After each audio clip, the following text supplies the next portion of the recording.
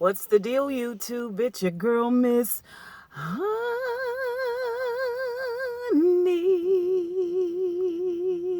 Welcome back, welcome back, welcome back, welcome back, you guys. You can hear a little bit of the partying in my throat this morning. It is Saturday morning. Friday night was a blast, but you already know what we're here to talk about. We're here to talk about Married to Medicine, part two of the reunion, hour two of the reunion. It still has not disappointed. People were shocked and surprised. Can we have a three-part reunion and all three parts be rocking hard, rocking real good? Apparently so, because our number two did not disappoint. Now let's get into it because I only have 16 minutes on my recorder and I got to get to the beauty supply store so I can get me some hair. Okay, a little piece of hair. Okay, so let's talk about. We started off where we left off, which was with Dr. Simone and Cecil. And Dr. Simone dropping all of that news, all of that tea about her and Cecil, and everybody just taking it so personally. Heavenly took it hard. It was clear that Toya took it hard. Apparently, Toya knew because Eugene had a birthday party. Of course, Jackie knew because, you know, her and Simone Ace Boom Coon. But Toya had a birthday party for Eugene and Cecil, and Simone were there. And this was after the divorce. After the papers had been filed and all of that. And they were there trying to act like normal. And, you know, Toya had some heart. Y'all know Toya is very, very serious about that covenant connection. And she want them all to stay together. She want them all to be couple friends. Everybody wants that, you know, except she did go a little hard on Curtis. But we all did, and we all are. But we going to get to that. Anyway, what I love about this show that you can't find with no other reality show to me, African American, is they really, really support one another. You know, just to see them all there supporting Simone and hugging her and crying and just being emotional, empathetic, sympathetic, shocked still. Just that, how that one statement about what was going on with her and her marriage just brought out all of these emotions. All of these emotions led to the same road: care and affection and concern for Cecil and Simone and their children. And it was Wakanda. It was Wakanda. You can't even deny it. It was Wakanda all the way. Like, I'm so here for this show. I love it. So Dr. Simone got a little emotional there. You know, maybe she's sick and tired of reading in the blogs and hearing from everybody else telling her what she should and should not do. I myself have done a video about this whole situation, you know, and I understand what she was saying. I understand her anger and I understand her frustration, because until you walk in people's shoes, until you in that same situation, you don't really know what you would do or what you would and would not put up with. Okay, so I can understand that. I don't know nothing about marriage. I ain't never been married. I get that, but I do know single life, and this ain't what you want, Simone. This is not what you want, baby. This is not what you want. Trust me. I am like Damon. I am holding out that even if they do get a divorce, I don't want to see them get divorced. I'm going to hold out hope until it happens. But even if they do get a divorce, I am then going to be able to begin praying for a Married to Medicine remarriage. Yeah, live on TV. Let's do it. Let's do it. Let's do it. So anyway, that was that whole situation. It was really, really good. So then we go to Mariah's dressing room. And she's in there with her entourage, and everybody is just full on catering. Number one, they want Aiden to go into the bar that they got set up so they can talk with the men separately from the women. And two, they want to know if Mariah will come back. And Andy lies and tells Mariah that Heavenly gonna apologize for Postergate. And you know, Mariah is just like, you don't touch my stuff. You know, she's a consummate exaggerator. And here's the thing, she kind of low-key reminds me of white women back in the day. You know what I mean? That you just put you put so much on it. It seems like this whole event when it was just this small incident. Like, don't do that. Don't try to get that girl fired and make this bigger than what it's supposed to be. especially after I seen that live you did after the reunion last week, the first part of the reunion with your sister, and your mama going on and on and on, and you acting like you can't tell your mama to please, mom, stop. No, I don't want you to do this. No, you just laugh and encourage your mama to carry on, girl. I don't understand that. And I see if she was talking about Aiden and talking about you and Aiden, then you would have shut her all the way down with that. But no, since she going off and letting heavenly life have it, you decide that you want to go along with it, and it's not right, Mariah. It's not right. Okay. She think they gonna cater to her when she get back out there. She find out real quick like that Heavenly not trying to apologize. She just like admitted, I was wrong for what I did. Now Heavenly not apologizing no more because she really can't get Mariah to own up to nothing. So she decided she ain't putting no more apologies on the table. And I low-key don't blame her. Honestly, I'm not a super duper Heavenly fan.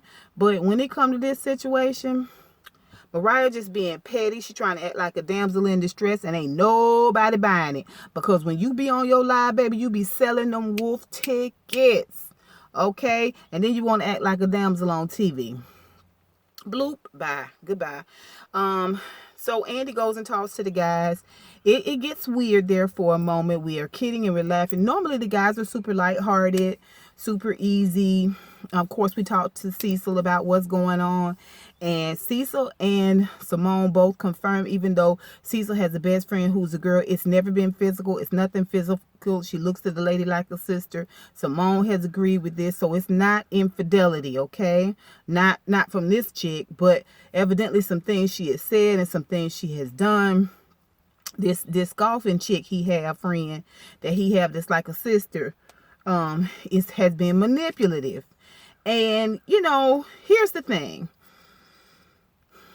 there are a lot of women out there, and there's a whole thing about, can women and men be friends and it not be sexual? I know I've got men friends that I am not sexual with. I've never been sexual with, but a good deal of those men are gay. It's very rare for a woman to be involved with a man and she not looking at him one way or another. You know what I'm saying? So you got straight women that's with gay men that's mad as hell that they gay, and they breaking up every gay connection that they have because they really thinking they can turn this guy into being straight and being with them. You got women who pretend to be friends, but they really trying to get at your man. You got women who've had crush on men for years and years and years. They take that sisterly title, but deep down inside, they want to break it up, and they want your man to take them away to, you know what I'm saying, and make love to them in the rain. So, I mean, it's something worth keeping your eye on. That's all I'm going to say about that situation. But, Cecil said neither one of us were willing to do what it takes to put in the work. And I think that's a truer statement than Simone acting like it's all Cecil. It's all Cecil. I don't agree with that, Simone. I don't know the situation, but I still don't agree with it. I just don't. I don't agree. It's never all one. And I say the same thing about Jackie relationship. So then we get to talk to Eugene about masturbating and losing weight. He done lost 40 pounds. And then there's this weird thing where Curtis has the balls to act indignant and upset that Eugene would crack a joke about him dunking his ball in a different basket other than Jackie's. You know what I'm saying?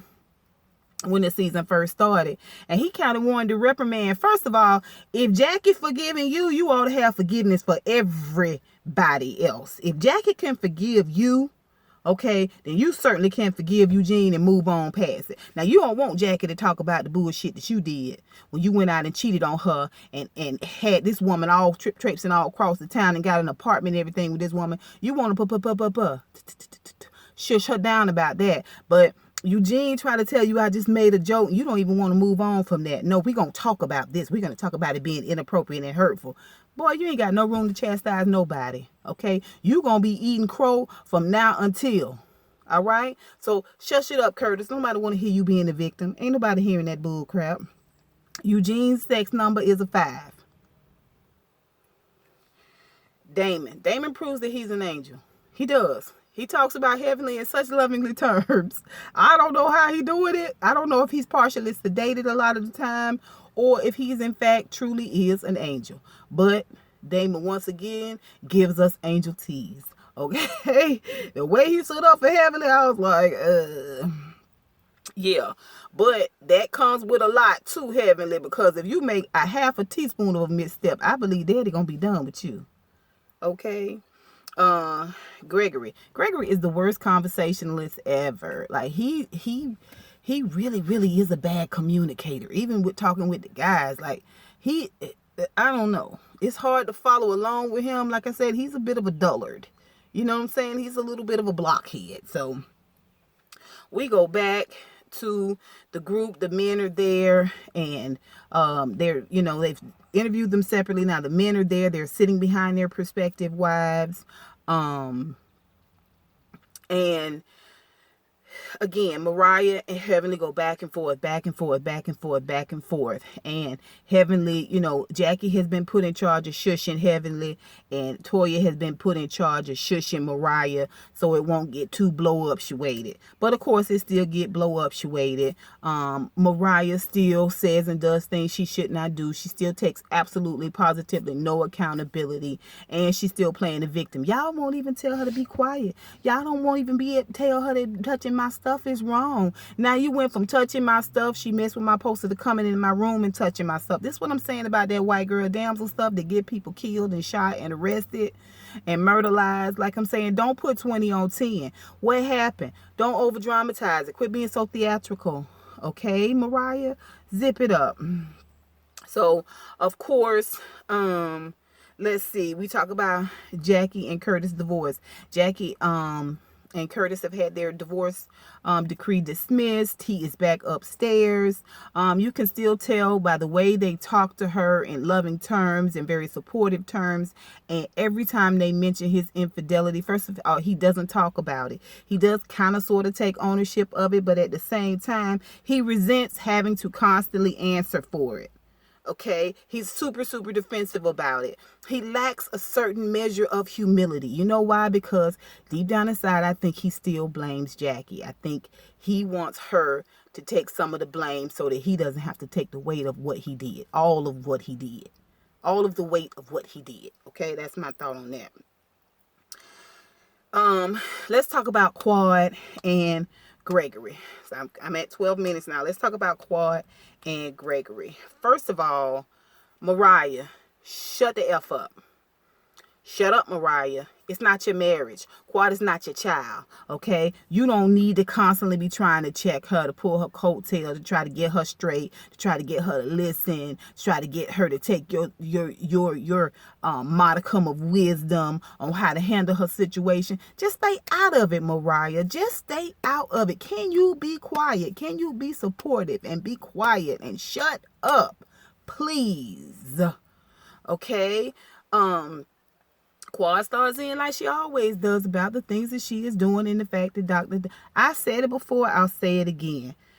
Gregory is a blockhead. He's a dullard.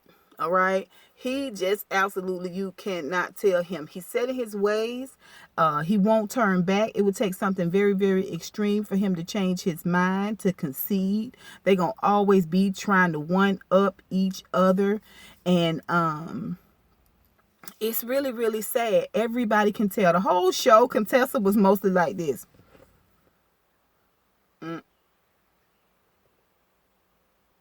Okay. And, she brought up Contessa, Andy asked her a question, and she has a point. They do seem distant. They don't seem loving. I've already mentioned this. I've already seen love. She mentions he's not interested in the things that she's doing. She's saying the same thing over and over again. Again, Quad wants to be valued. She wants to hear him say everything I've ever done, monetarily or otherwise, is because you are worth it and I love you, and it ain't in him. It don't look like it's in him. It don't look like it's in Cecil. Okay, I don't know. Is it the straw? It was a straw for Simone. Is it the straw for you? You feel like listening to Cecil and Simone's story is like putting a mirror up to your own face. That's what you said. So, are you headed to the same path that Simone and Cecil are headed in? Next week, it's gonna be even more riveting because he gonna talk about the fact that him and his dude went out and brought some chicks back to a hotel. So I can't wait to hear all that.